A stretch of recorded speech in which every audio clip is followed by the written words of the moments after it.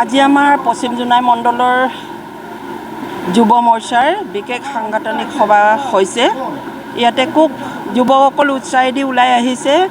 আগন্তুক 19 এপ্ৰিল তাৰিখৰ যিটো ভোট দিব লাগে, এইখিনি যাতে আমি সফলভাৱে ৰাইজক দিয়াব পাৰোঁ, তাৰ কাৰণে আমি যুৱ মৰ্চাক আমি আলোচনা কৰিছোঁ, নিৰ্দেশনা দিছোঁ, যাতে ৰাইজে এইবাৰ আকৌ তৃতীয়বাৰৰ কাৰণে নৰেন্দ্ৰ মোদীজীক যাতে সুস্থিৰভাৱে ভোট দি পিনি তেখেতক তৃতীয়বাৰৰ কাৰণে যাতে প্ৰধানমন্ত্ৰী বনাব পাৰে, তাৰ কাৰণে আমি আলোচনা কৰিছোঁ। আমি আগন্তুক ইলেকশ্যনৰ কাৰণেতো আমি আৰম্ভ কৰিলোৱেই। আমি এতিয়া বুটে বুটে যাম। বুটত আমাৰ পৃষ্ঠা প্ৰমুখ আছে, এটা এটা পৃষ্ঠাৰ এটা প্ৰমুখ দিয়া হৈছে। এই প্ৰমুখবিলাকে ঘৰে ঘৰে গৈ পিনি আহ্বান জনাব, আমাৰ মোদীজীক ভোট দিবৰ কাৰণে আহ্বান জনাব। আৰু এই পৃষ্ঠা প্ৰমুখক লগত আমি বুথ কমিটি এড কৰি দিয়া হৈছে। বুথ কমিটিয়ে অন্য বাহিনী হিচাপে লগত লৈ যাব, আৰু বুথ বাহিনীৰ লগত আমাৰ মণ্ডল সমিতি আছে। মণ্ডল সমিতিয়েও তাতে সহযোগ কৰি পিনি আমি পৃষ্ঠা প্ৰমুখলৈ যোৱাৰ ব্যৱস্থা কৰিছোঁ।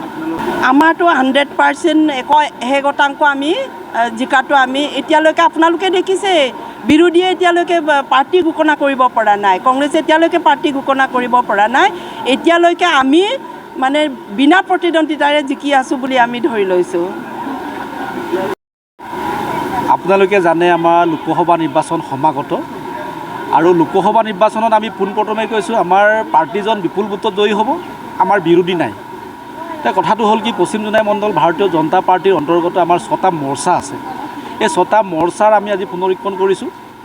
আমাৰ লোকসভাৰ পালৰ পৰা মণ্ডলৰ প্ৰভাৰী হিচাপে ৰঞ্জিত পেগু ডাঙৰীয়া আজি উপস্থিত আছিল। তেখেতৰ সৈতে বহি আলোচনা কৰি আমি 6টা মৰ্চা পুংখানুপুংখভাৱে আলোচনা কৰিছোঁ।